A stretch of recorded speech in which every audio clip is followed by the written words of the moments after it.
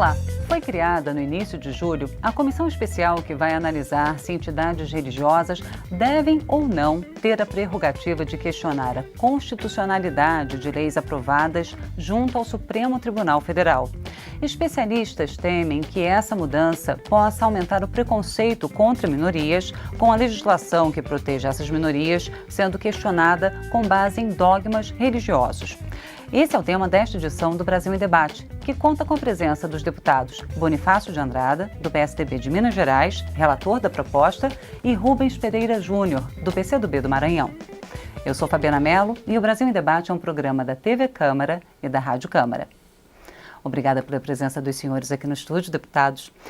Gostaria de iniciar perguntando, deputado Bonifácio, há uma expectativa de que com esse Congresso, essa legislatura que é considerada como sendo um pouco mais conservadora e com uma bancada religiosa maior, essa proposta tenha uma aceitação maior agora. É isso mesmo? O que me parece é que essa proposta, ela tem, para mim, dois cunhos. Primeiro, é um aspecto, digamos assim, de um grande grupo social do país, que são as igrejas, as diversas igrejas, né? As diversas religiões. De modo que a Constituição garante a essas religiões, garante às crenças de modo geral, determinados direitos. E como constitui, assim, uma posição muito expressiva dentro da sociedade, esses grupos religiosos querem, assim, ter acesso ao Supremo Tribunal Federal para defender os seus direitos. O meu ponto de vista é que o ideal seria que todos os grupos sociais, não só religiosos como outros também, tivessem facilidade de acesso ao Supremo Tribunal Federal. E o Supremo Tribunal Federal, num primeiro momento, aceitaria ou não as questões que lhes forem propostas. De modo que eu defendo essa PEC, porque eu considero que ela vai ao encontro das reivindicações do povo, o povo religioso, e encontra realmente na Constituição certo amparo no artigo 5º da Constituição. E é uma PEC que, de fato, está despertando muito interesse nessas áreas religiosas, mas, por certo, tem também suas respectivas críticas. Mas, do ponto de vista constitucional, para mim, o Supremo deve aceitar todas as espécies de reclamações, embora o nosso mecanismo criado hoje na Constituição pode dificultar o Supremo a atuar. Mas ele daria um preliminar, aceitando ou não qualquer proposta que fosse encaminhada, não só pelos grupos religiosos, como também por outros grupos. É a posição que nós estamos defendendo em face dessa PEC, que vem assim, correndo há muito tempo no Congresso Nacional, mas me parece de muito interesse para a grande área da vida brasileira. Obrigada, deputado Bonifácio de Andrada. Deputado Rubens, qual a posição do senhor a respeito dessa proposta? Olha, eu sou do Partido Comunista, mas sou cristão. Então eu me sinto extremamente à vontade para participar desse debate sobre o ponto de vista da constitucionalidade. E isso já foi avaliado na CCJ, na Comissão de Constituição e Justiça, tanto que foi dada a admissibilidade. Do ponto de vista constitucional, não há óbice que impeça que este Congresso vote para acrescentar ou não qualquer um outro ente dentre os legitimados para propor uma ADIM. A discussão, então, é no mérito, se ela é oportuna ou não. De fato, a liberdade religiosa está garantida na Constituição. Só que o Constituinte também resolveu manter uma distância saudável entre o Estado e a religião, e a fé. E daí é que garantiu o Estado laico. Então, esta distância deve ser mantida em alguns outros momentos. Ora, o Constituinte aproximava, ora, se afastava. Por exemplo, garantiu imunidades tributárias às entidades religiosas. Do ponto de vista, na nossa avaliação, até correto. Mas em relação à propositura da ADIM, nós entendemos que as entidades religiosas também têm direito a chegar ao Supremo, indiretamente, através, por exemplo, do Procurador-Geral da República, através, por exemplo, dos partidos políticos. Não vejo por que, neste caso, ampliar ainda mais para acrescentar as entidades religiosas como também autoras em ADIM.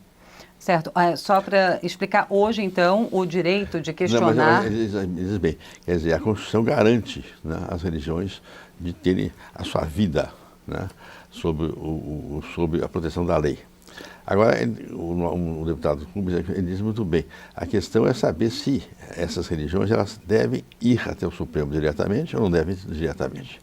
Então, como ele fala, e é interessante, poderia ir diretamente através do ADIM, que ele acha que não há necessidade, porque as religiões podem, através da chamada via de exceção, entram em juízo, depois vão aos tribunais e chegam até o Supremo Tribunal. Todo cidadão pode fazer isso, né? Agora, me parece que a modernidade, os dias de hoje, são muito agitados. O Supremo tem que aguentar. O povo reclama, ele tem que receber aquilo lá. Agora, se o Supremo considerar que aquilo ali é inoportuno, ele pode, previamente, qualquer ministro que receba um assunto, devolver e falar que não aceita. Mas é bom que o povo, já que criaram o sistema da ADIM, que é, aliás, uma técnica europeia, introduziram no Supremo Tribunal Brasileiro. É uma puramente europeia. Nós somos da linha norte-americana, que foi aqui colocada desde o início da República. Já que colocaram isso, então deve abrir.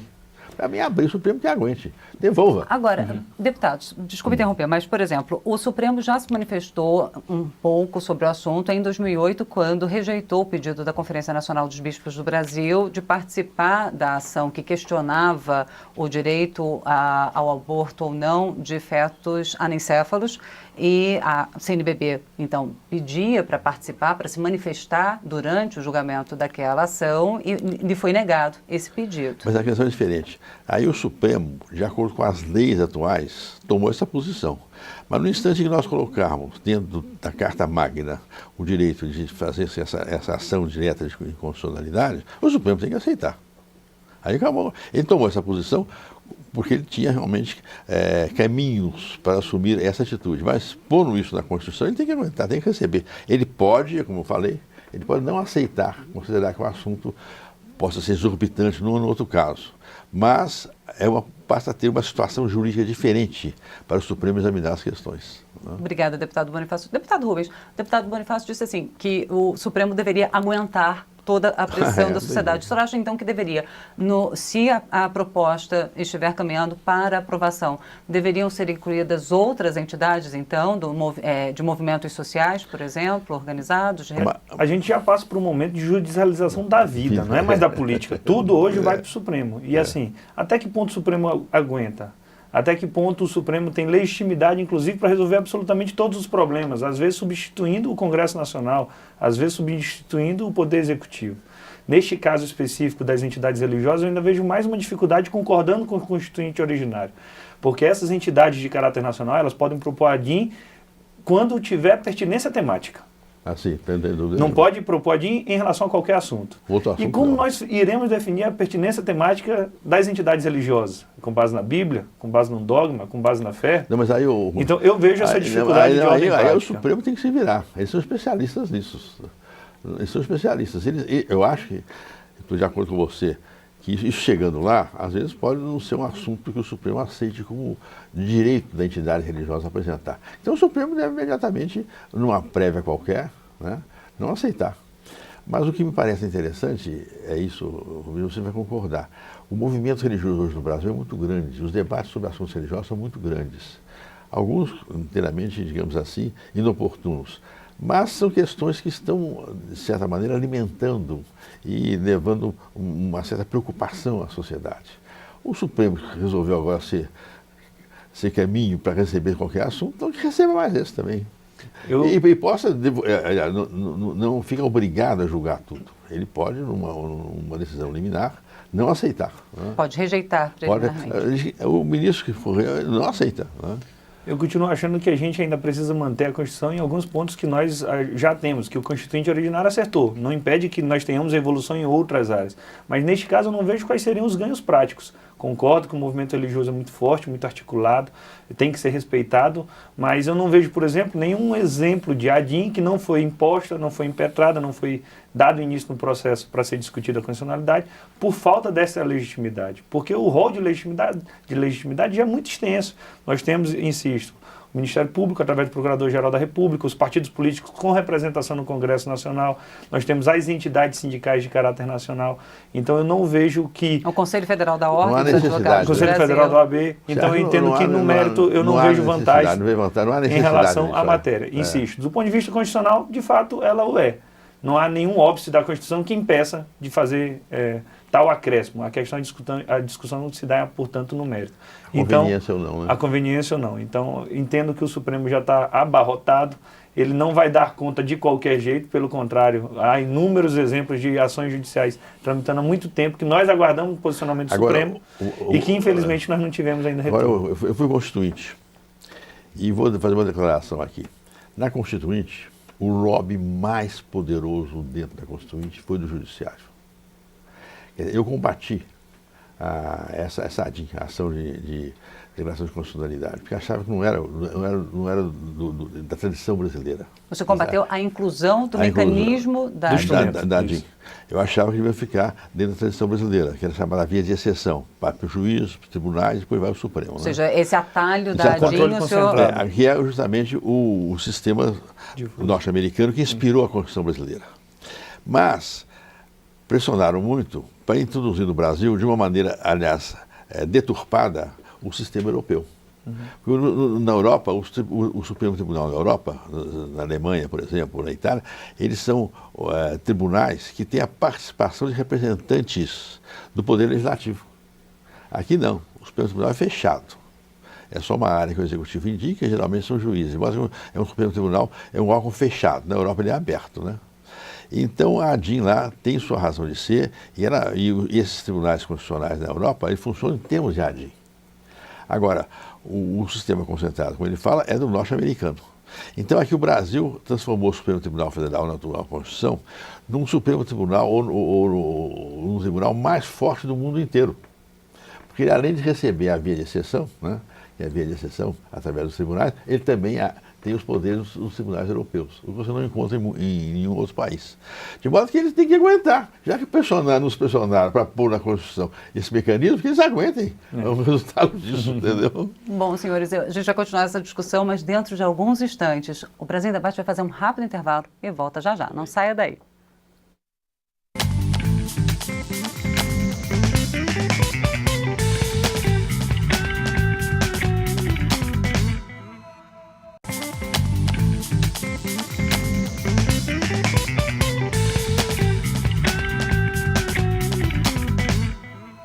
Voltamos a apresentar o Brasil em Debate. O tema de hoje é a proposta que permite que associações religiosas também possam questionar no STF a constitucionalidade de leis.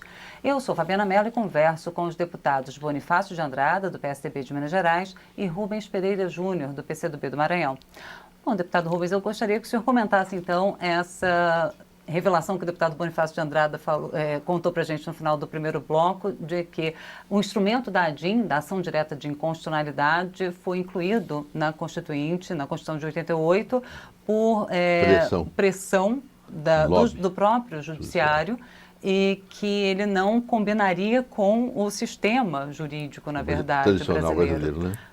O senhor acha, então, que o senhor disse que não é favorável à inclusão do direito das entidades religiosas no rol que tem prerrogativa de questionar as leis junto ao Supremo. Seria o caso de questionar o próprio instrumento da ADIM, então? Na verdade, na nossa Constituição há algumas incoerências nesse aspecto. Por exemplo, a Constituição foi feita para o sistema parlamentarista, mas no plebiscito foi decidido o regime presidencialista. A Constituição foi feita, então, por exemplo, para o judiciário no regime norte-americano, no modelo norte-americano. Em relação à ADIM, já se adotou o modelo europeu. Então, há essas mesclas, que, no meu entendimento, só dá certo no Brasil. Não adianta a gente pegar um modelo dos Estados Unidos e importar para cá achando que vai dar certo, ou da Alemanha por si só. Então, na verdade, foi uma construção.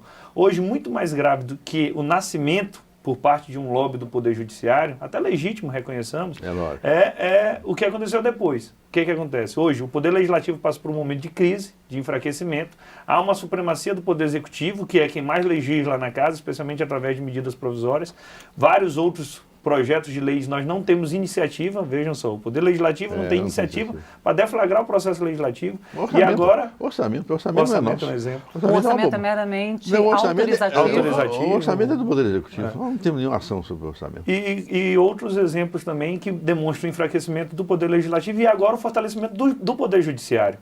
Há uma judicialização da vida, uma judicialização da política e cada vez mais a gente enfraquece o Poder Legislativo. Uma judicialização do Legislativo, né? Também. E eu sou um exemplo que eu já recorri ao Supremo no mandado de segurança para questionar uma matéria que tramitava na casa. Afinal de contas, é um mecanismo que a Constituição me permite. Então, muito mais grave que o nascimento feito por um lobby de uma ou outra categoria, de um ou outro poder, é a consequência disso 25 anos depois. Mas registre-se. Apesar de toda a crise política hoje que há no Brasil, há entre os poderes, a crise econômica, apesar disso tudo, a Constituição está preservada. De uma forma geral, ninguém fala de uma nova Constituição para amanhã. Eu até tenho uma tese de uma constituinte exclusiva, um ou outro deputado também defende, mas de uma forma geral a Constituição está preservada. Agora, isso mostra o amadurecimento da sociedade brasileira. Agora é interessante isso, né? Porque em legislaturas anteriores, essa questão de entrar com um mandato de segurança contra as decisões da própria Câmara, dentro da Câmara, ou no Senado, dentro do Senado, ou também dentro do Congresso, é coisa que não existia no passado. Não existia no passado porque o Supremo Tribunal e o Judiciário viviam de uma forma assim, um pouco afastada dessas questões, e nem aceitava essas questões. E a própria Sempre julgava Câmara, que era uma questão e a própria Câmara, interna. através de partidos fortes que existiam, hoje não existem partidos fortes, né? Havia um entendimento entre os partidos que resolvia essas questões dentro da própria Câmara e dentro do próprio Senado. Quer dizer, houve não diria uma deturpação, ou uma nova concepção, em que nós, como diz aqui o deputado comunista, vamos ao Supremo Tribunal. Nós toda hora podemos ir contra qualquer ação que internamente na Câmara represente um ferimento dos nossos direitos parlamentares. Né? Na opinião do Então, senhor, com isso é isso, o positivo? Supremo, não sei se é positivo ou não é positivo, é uma coisa, confesso que eu fico assim um pouco pensativo a respeito do assunto, né? Porque eu não sei se nós devemos exigir do Judiciário sua atividade só judiciária e dentro de limitações, e o Legislativo dentro das suas limitações de fazer as leis e o Executivo cuidar da administração, ou se nós devemos aceitar essas incursões de um poder sobre o outro. Eu tenho um pouco de dúvida, mas acho que no fundo, a grande crise brasileira, no fundo, é o processo eleitoral e o enfraquecimento dos partidos políticos, são muito fracos, de modo que fica a vida pública nacional um pouco desorientada, sem lideranças. E isso é que nos leva a essa problemática que o deputado Rubens falou, não é? Obrigada, deputado Bonifácio. Eu queria, esse comentário do senhor, deputado Rubens, o senhor falou que o senhor mesmo já recorreu ao Supremo. Agora, uma grande crítica que se faz é que o Supremo acaba usurpando o papel do Legislativo ao legislar, justificando esse ato com a omissão do Legislativo, quando muitas vezes se fala que o fato do Legislativo não legislar já é uma decisão, ou seja, não votar uma matéria seria uma decisão sobre aquela matéria. Quando o Supremo legisla no lugar do Legislativo ou quando atende a uma demanda referente a um processo decisório aqui, não há um risco de interferência e do desequilíbrio entre os poderes? Esse risco existe, mas ele é do próprio sistema. A dúvida é os limites disso. Até que ponto o Supremo Tribunal Federal pode fazer algo nesse sentido? No meu caso, eu entendia que um direito fundamental estava sendo violado. Então eu fui ao Supremo como guardião de todos os direitos fundamentais e guardião da Constituição Federal. O Supremo nem se manifestou, ele disse, não, isso é assunto da Câmara, vão lá e resolvam vocês. Temos como exemplo também a questão do financiamento empresarial de campanha, que o Supremo estava com a ADIM, da OAB e outras entidades, e já estava na iminência de declarar inconstitucional o financiamento empresarial, e aí depois que o Supremo forçou... Na verdade, forçou, já formou o entendimento da maioria, né? Só que não concluiu a votação ainda, mas já atingiu a maioria. E aí, por conta disso, acredito eu que o Legislativo saiu da sua inércia. Inércia que era proposital, não era uma inércia ao acaso, não era uma inércia de desídia, não, era uma inércia por opção. E o Legislativo saiu da inércia e resolveu aprovar esta semana justamente a constitucionalização do financiamento empresarial, que eu até discordo. Mas, assim, apesar da crise política, nós podemos ter várias ponderações em relação à gestão do presidente Eduardo Cunha. Mas, assim, ele tenta, isso é impresso também nas comissões, ele tenta desafogar a pauta. Dinamizar A pauta. Muitos assuntos que estavam há muito tempo parados na Câmara, agora estão colocados em debates. Se isso é bom ou ruim, eu entendo que é bom. É um amadurecimento do Poder Legislativo. Mas a gente também não pode confundir que é uma pauta conservadora, na sua maioria das vezes. Que, portanto, não traz avanços para o país. Então tem que ter um meio termo entre a independência dos poderes, entre a harmonia dos poderes e a pauta que a sociedade espera do Poder Legislativo. Obrigada, deputado Rubens. Deputado Bonifácio, eu queria só voltar na questão. O senhor falou do enfraquecimento dos partidos políticos, na opinião do senhor. Não é minha opinião, não. É um dado. É um fato. Claro, senso comum. Discutível. Certo. Agora... Triste fato político. Bom, mas na questão do tema desse debate, que é a ampliação, então, do direito de questionamento das leis junto ao Supremo para as entidades religiosas. Isso não esvazia ainda mais o papel dos partidos políticos, como o deputado Rubens colocou.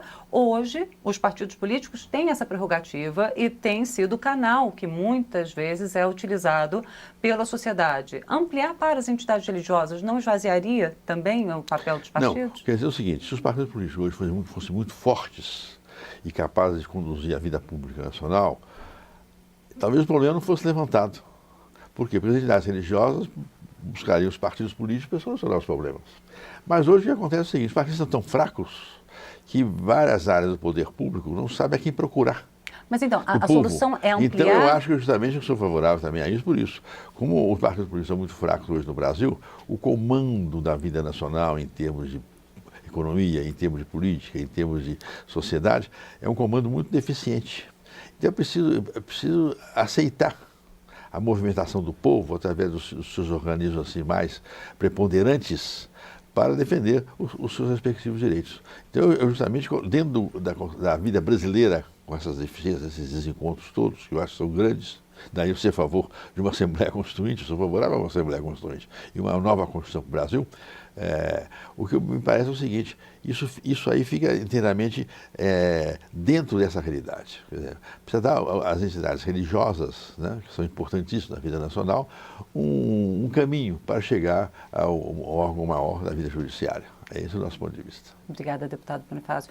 Deputado Rubens, qual a posição do senhor sobre essa última colocação, o deputado Bonifácio, defendendo uma nova Constituinte, quando o senhor falou assim, que apesar de toda a crise, a Constituição de 88, depois de 27 anos, continua resistindo? Um membro do Partido Comunista ser conservador? Eu, pessoalmente, defendo uma Constituinte exclusiva, para tratar só de reforma política e reforma tributária, para preservar justamente os poderes já constituindo, para preservar. Numa nova Constituinte se muda amanhã a composição do Supremo. Uma Constituinte exclusiva pode fazer tudo. Pode. E se o objetivo não for mudar a composição do Supremo, for, por exemplo, sustar o andamento da Operação Lava Jato, se for conter uma crise política, se for fortalecer um partido ou fortalecer um protagonista político da cena política hoje. Então eu tenho algum receio... Ou seja, o momento atual... de uma nova Constituinte ilimitada. Há uma discussão doutrinária, inclusive, se pode ter uma Constituinte exclusiva para debater um assunto ou não, porque a Constituinte se pressupõe um poder limitado originário. Eu entendo que é possível, que definir isso é o ato de convocação. Em relação a ampliar o número de legitimados para o Popuadim, se isso enfraquece os partidos, acho que os partidos não podem buscar o seu fortalecimento com base neste poder de deflagrar esse processo. Os partidos têm que buscar o seu fortalecimento por outros motivos.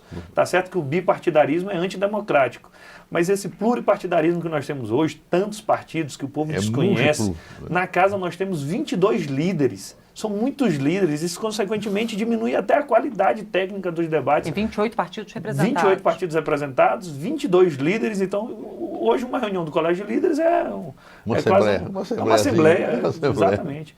Então assim, acho que aumentar ou diminuir o número de legitimados, infelizmente não vai mudar nada o fortalecimento ou não dos partidos. São dois assuntos autônomos que merecem ser estudados com sua atenção devida.